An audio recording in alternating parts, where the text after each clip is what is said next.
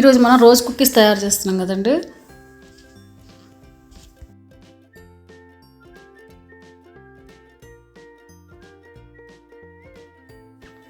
మన rose cookies కోసం అని చెప్పి పచ్చి కొబ్బరి ముక్కలు తీసుకున్నానండి. ఎందుకంటే కొబ్బరి పాలు తయారు చేసుకోవడం కోసం. దానిలో నేను చిన్న గ్లాస్ వాటర్ వేసాను. దీన్ని మనం మంచి పేస్ట్ తయారు చేసుకోవాలన్నమాట. స్మూత్గా చేసుకుంటే అంటే కొబ్బరి పాలు చాలా బాగా వస్తాయి. ఇప్పుడు ఒక గిన్నె తీసుకుని దాంట్లో ఒక క్లాత్ వేసేసి ఆ క్లాత్లో మనం రెడీ చేసి పెట్టుకున్న కొబ్బరి మిక్సర్ ఉంది కదా, దాన్ని అందులో వేసేసి ఇలా మూట్లాగా టై చేసేసామనుకోండి కొబ్బరి పాలు బాగా వస్తాయి.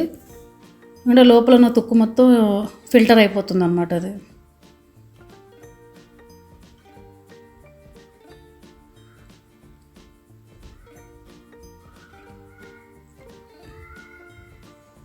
మనకి కొబ్బరి పాలు రెడీపోయినా పక్కన పెట్టేసుకొని ఇప్పుడు ఒక బౌల్ తీసుకున్నాను. ఆ బౌల్లో నేను 1 కప్పు రైస్ ఫ్లోరు, అలాగే 1/2 కప్ మైదా, 1/2 కప్పు షుగర్ పౌడర్ తీసుకున్నాను మేడం.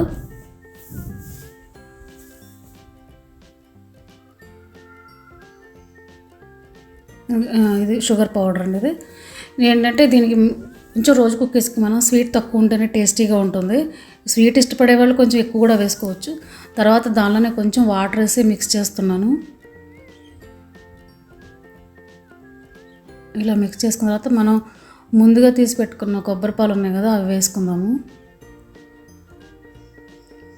ఇది వేసిన తర్వాత దీన్ని చాలా ఫాస్ట్గా బీట్ చేయాలన్నమాట. మనకు ఒక్క లంప్స్ అనేది కూడా కనిపించకూడదు అందులో. అంత స్మూత్ స్ట్రక్చర్ రావాలి. రోజ్ కుకీస్కి బ్యాటర్ ఎప్పుడు చాలా స్మూత్గా ఉండాలి.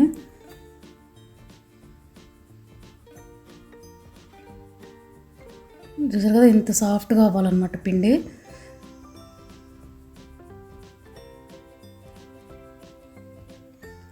దీన్ని ఇప్పుడు పక్కన పెట్టుకుందాము.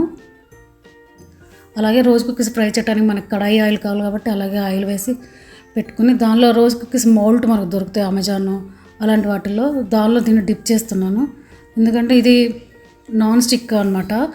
ఓల్డ్ డేస్లో అయితే మనకి ఐరన్ వచ్చేది. ఈ రోజుల్లో ఐరన్ చేయడం కొంచెం కష్టం కూడా కదా. ఇది నాన్ స్టిక్ అయితే కొత్తగా చేసేవాళ్ళు, ఫస్ట్ టైం చేసేవాళ్ళు కూడా చాలా ఈజీగా ఉంటుంది. ఇది మనకి మార్కెట్లో ఎక్కడైనా అవైలబిలిటీ ఉంటుంది. ఇది బాగా వేడెక్కిన తర్వాత దీన్ని తీసి మనం రెడీ చేసి పెట్టిన బ్యాటర్ అందులో పెట్టగానే సుయ్యని సౌండ్ వస్తుంది. దానిలో పెట్టేయాలి.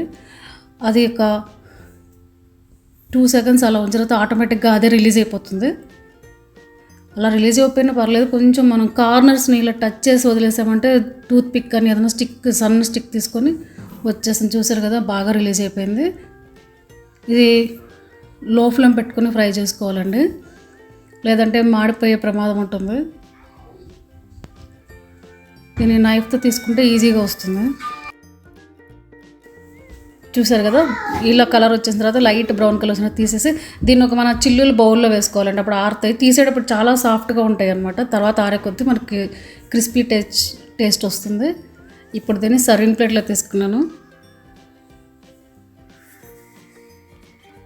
ఇది క్రిస్మస్, న్యూ ఇయర్ ఇవన్నీ ఫెస్టివల్కి చేసుకోవచ్చు. చాలా ఈజీ మెథడ్. అలాగే అన్నీ మన ఇంట్లో ఉండేవి. మీకు కనుక మా ఛానల్ నచ్చినట్టయితే లైక్ చేయండి, షేర్ చేయండి, కామెంట్ చేయండి. Thanks for watching the video.